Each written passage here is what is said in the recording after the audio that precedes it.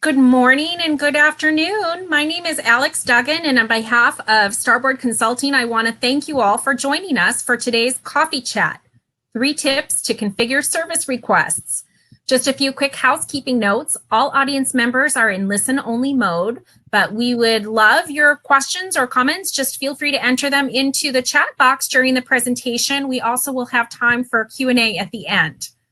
Leading today's discussion, I am so pleased to introduce Lani Trotter, who is a functional analyst for Starboard Consulting with more than 25 years experience in the industry delivering real-world practical solutions. Lani, welcome. Thank you for leading us today.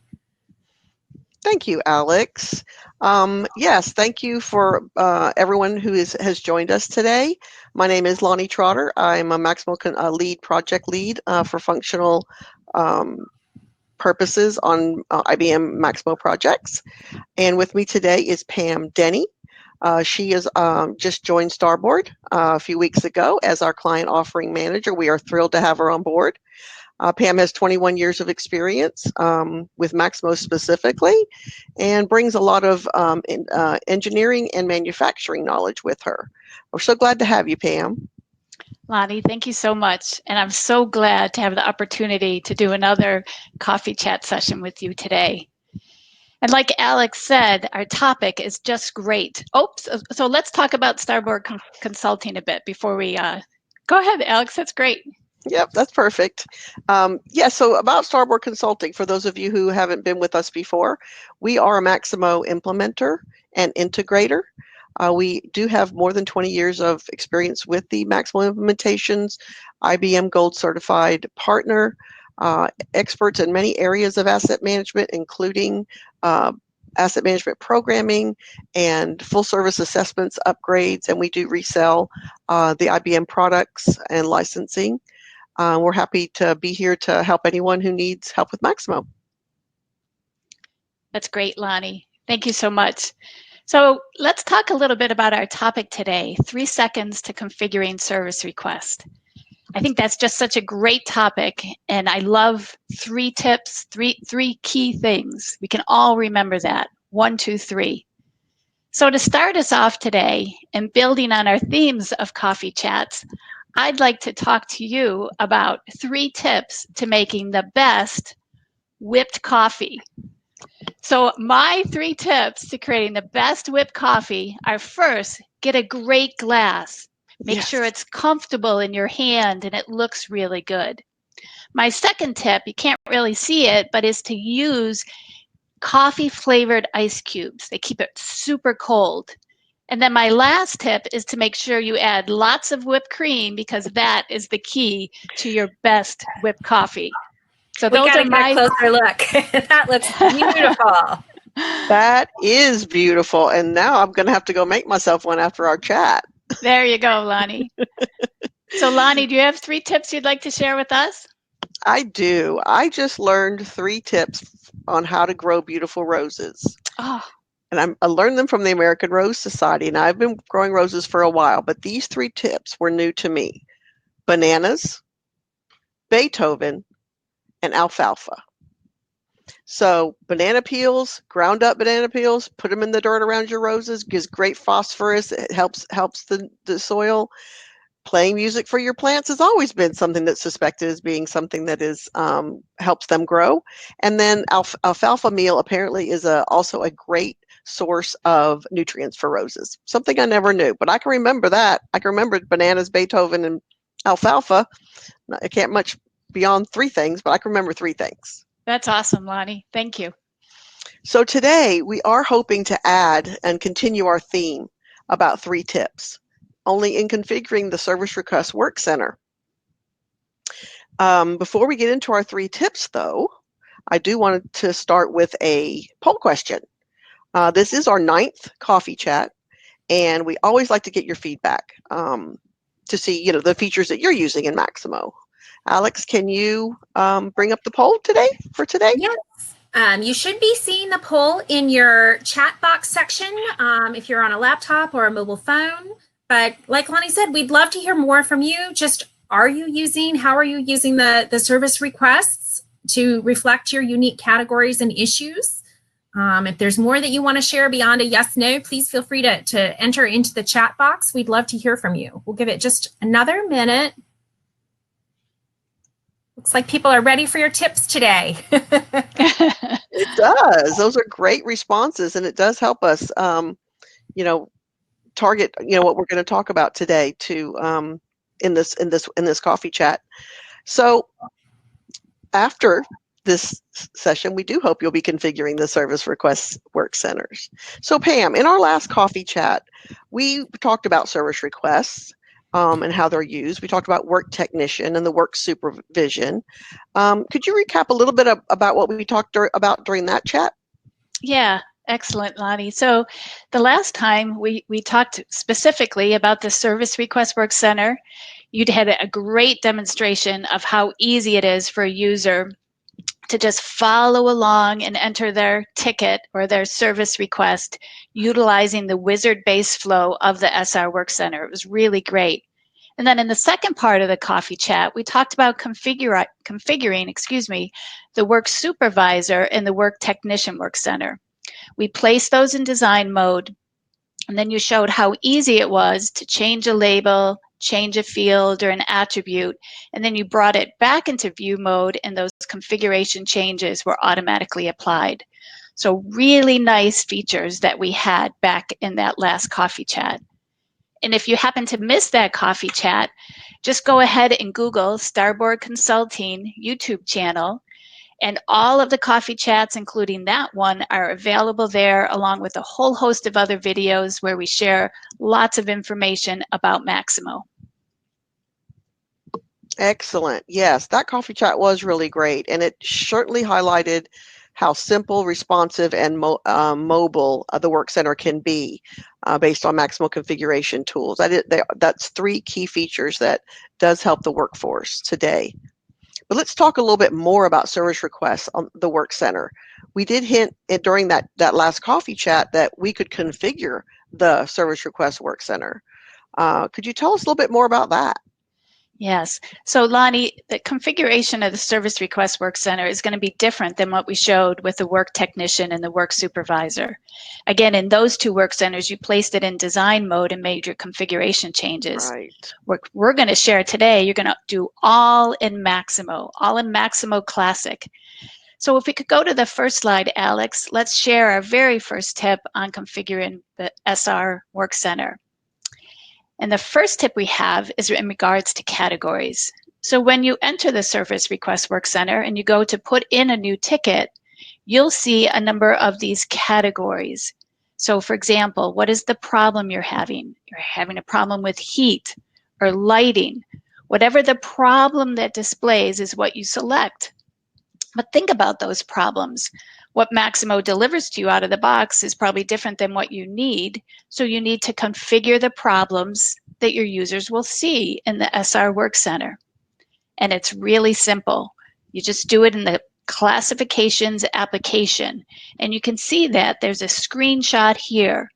So you can either pick an existing classification that you have or a new one. And the key point about the classification is you must make sure that the use with is equal to SR and that you make the status active after you add it. So that's our very first tip.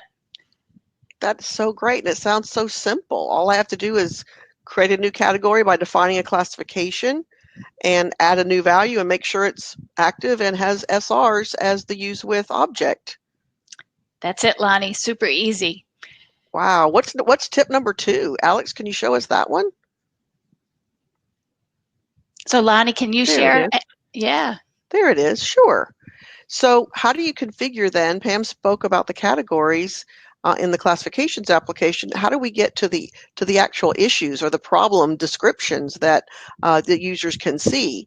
When a user opens a ticket, they pick a category, they get follow-up questions here. As you can see in this, if you look closely, they get some options on just drill down into the problem. Tell me more.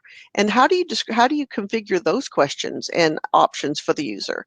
We use ticket templates in Maximo to do that. So for example, if the user had chosen, heat and air as their category, then there's like more questions. Is it too hot? Is it too cold? Is there an odor? Or it could be any other problem related to HVAC or the heating and air that they could choose from. So these are the problem issues. But these values that we're showing could be different in your organization or your categories. So again, it's no worries at all. The ticket template application is a well-defined app. You just create new records in there, label them the way that you want the questions to be laid out. Make sure they are associated with the classification that you just created. So this one would be associated with the heat and air classification, and then they'll be available to the user when they chose that category. Lani, that's terrific. That's an easy tip, right? Second tip is just modifying the issues in the ticket templates. So Alex, I think we have a video that shows this. Can we display that for everyone? Excellent. So I'll talk you through this. So what we're going to do is you look at all those categories, the problem categories that display, and you can see everything from heating and air, lighting, meeting rooms, outdoor, etc. But how do we define these? We go to the classifications application. And as we bring up any one of those, you can see that we've selected heating. Let's look closely at this. So our classification is heating and air, making sure that the flag is selected to use it in the Service Request Work Center. There's a beautiful picture there to highlight to the user what it is. And then you can show how you can either modify that image if you want to add a different image than what is already available. And then the use with, very importantly, is service request. So key to making sure that this shows in the Service Request Work Center. So that's tip number one. Tip number two is we go over to ticket templates. Ticket templates, after they select the problem category, what is the specific issue? So in this case, they selected heat and it's too cold. Notice a couple important points here. Classification, again, make sure that's selected to be SR. And we can look to see if there's any specifications associated to this one. In this case, it isn't it's too cold. I think I said it's too hot, I'm sorry, but it's too cold. Mm-hmm. Now let's take a look at it's too hot and let's see what that one looks like. So go ahead when we select this one, again, same configuration that we had, active classification SR, but now look at the specifications. For our specifications, we ask the user additional questions. If you said it is too hot, tell us what the temperature is. Is there any issue? And again, you can see that if we come back to the Service Request Center and we select it's too hot, right there, these are the additional questions. Again, these are all defined in the ticket template application. So simple, so powerful, it's so exciting. I love those instructions. I know, isn't that nice? It just leads you through very naturally. You don't have to access help. You know exactly what to click in and put the information, and then you click next. Such a great video. Lani, can you tell us more about this video and how you created it? Sure. So for those of you who have been in Maximo before and know about the IBM website where you can access a live copy of Maximo 7.6 on a preview basis. So you can log in, they give you login credentials, and you can browse all the applications and look around and even do some entry into creating records, just like I did here. So I actually used the Maximo preview site to build this video. Lani, I think that's so important, right? Because anybody after this presentation today or anytime, you can go into that 7.6 preview site and do the exact same thing that Lani is showing you here. So you can see how those values all build up so you can create your own service requests.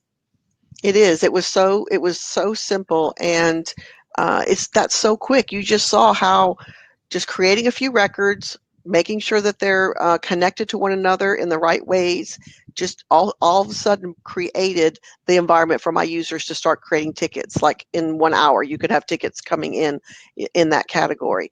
No database restarts, no server restarts, no waiting. It was instant as soon as the records were available. It's so great. That's really nice. And that's the power of Maximo, right, Lani? How you can configure it so easy. Very nice. It really is. Now, so I guess we want tip 3, right, Pam? Yeah, let's go to tip number 3. So I'll highlight tip number 3. So our last tip is, as you went, and we were just showing you that demonstration, after Lani had picked what her problem was, you may have noticed that there was a number of locations. So the user has told us what the problem is, but now where is that problem located? And that's all about this last tip. And let's look at the far left-hand side where you can see where we're asking the user where the problem is located. So as you can see here, there's about 7 different values. But what each one of these values is actually the primary site for the location. In this environment that we were working in at the time, there was multiple sites, and every site can have a single primary system. So you can navigate through, select the one primary system that you need, and then as you select that, you're then going to be prompted for a drill through. Okay, if you selected that it was in this particular site, you set the next level, the next level, the next level, all the way down until you can exactly pinpoint where the service request or where the issue is located. But I think to best explain this, Lani, I think we have another demo of this. Can you talk our users through that?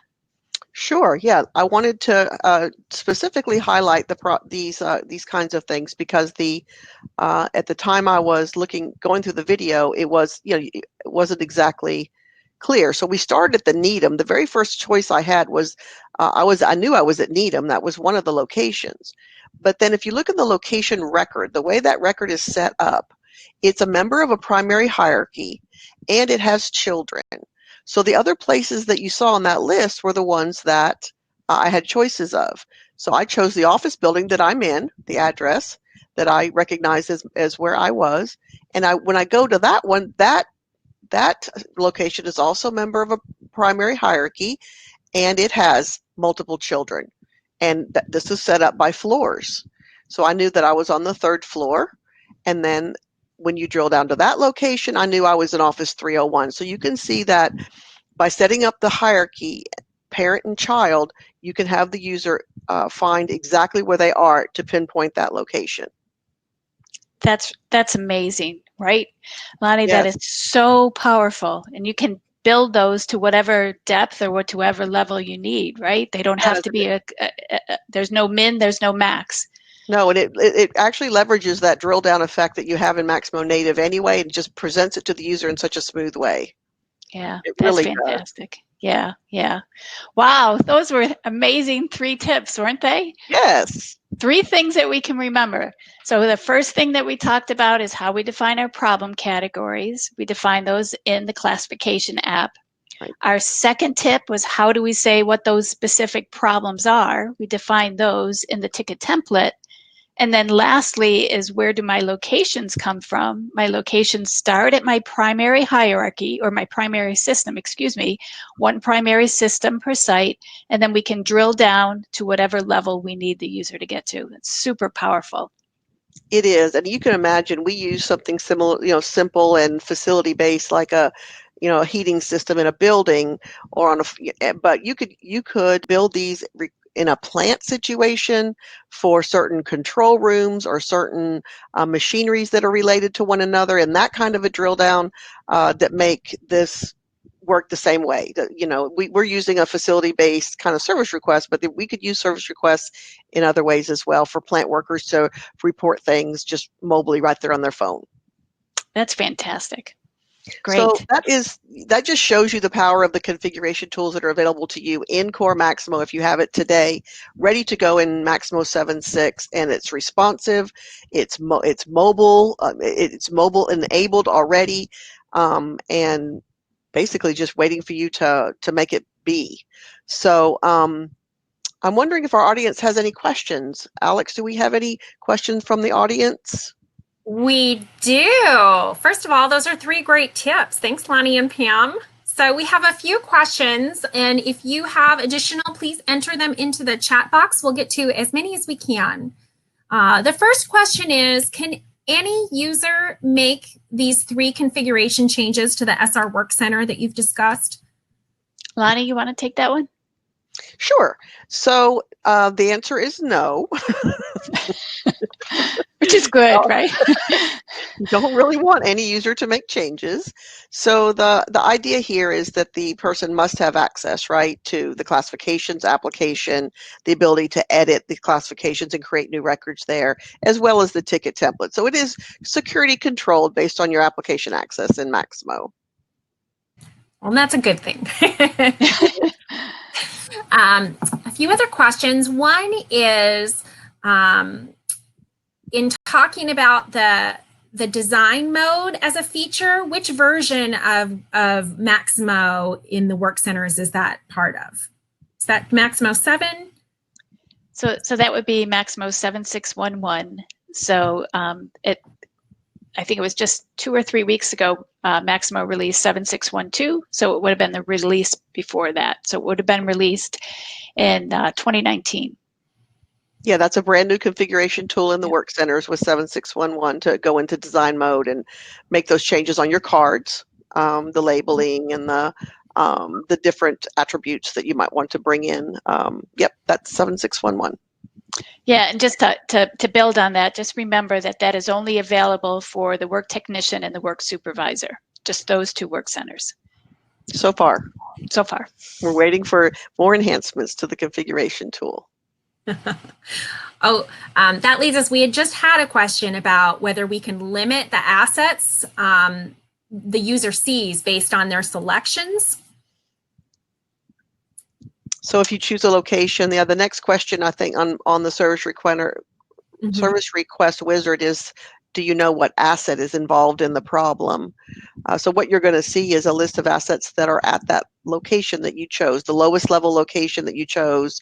Then we'll show what assets you have. The configuration piece, Pam, do you know if there's a way to limit those? I don't know, right? Because I'm thinking that there might be some location that have, 50, 100 assets, whatever it would be, right? And I'm sure there's something that you could do. I mean, Maximo is so powerful. If there's some sort of a script, I don't know, but there's nothing available in the UI that you would do that. You'd have to do some other types of configuration to limit those values, I think. Process, right. Because what you're really looking at is you're looking at the drill down, and then you're looking at the asset tab. Basically, if you look at a location and you go to the asset tab in Maximo, you're seeing all those assets. What I do know is something, folks, we didn't highlight here is on that page, if you know a keyword in the asset name and the actual asset description, it'll filter and try to find your correct asset. If you know the asset number, you can put that in the top line. There's like a little search window. If you happen to know the asset number and or some common word or keyword in your asset, you can find it that way too without having to go down the list. Yep. Great. We have a couple additional location questions. Okay. One is, can you search for a location name rather than going through the drill down? Yes, that was kind of what I was describing. So yes. That first pane that you come to, yes, it's going to list all of the locations that Maximo knows of at the top of the hierarchy. But at the very top of that list, there's a little window that you can actually start typing. And it's a type ahead thing. So if I had typed in NEE, that list would have immediately filtered down to Needham, because you could, if you know the name, absolutely you can type and it will filter further so you can find faster. Making it easy. Right. Multiple different ways, right? That's what's key. Exactly. We also had a question. Are you able to use the internal GPS of the tablet to identify a location? Is this automatic? Is this something that could be set up? Maybe something future? At the moment, yeah, there are a lot of location-based services that are built into Maximo today.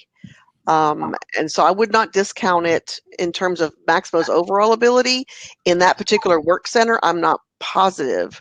But you may have seen on the location window, there was a barcode symbol. Yeah. So many times the mobile worker has an opportunity to be in a location where the location's barcoded or the asset's barcoded, and they can use their mobile device to scan that barcode. So absolutely, a scan of a barcode would bring up the location or the asset that had that matching number into the Service Request Work Center ticket.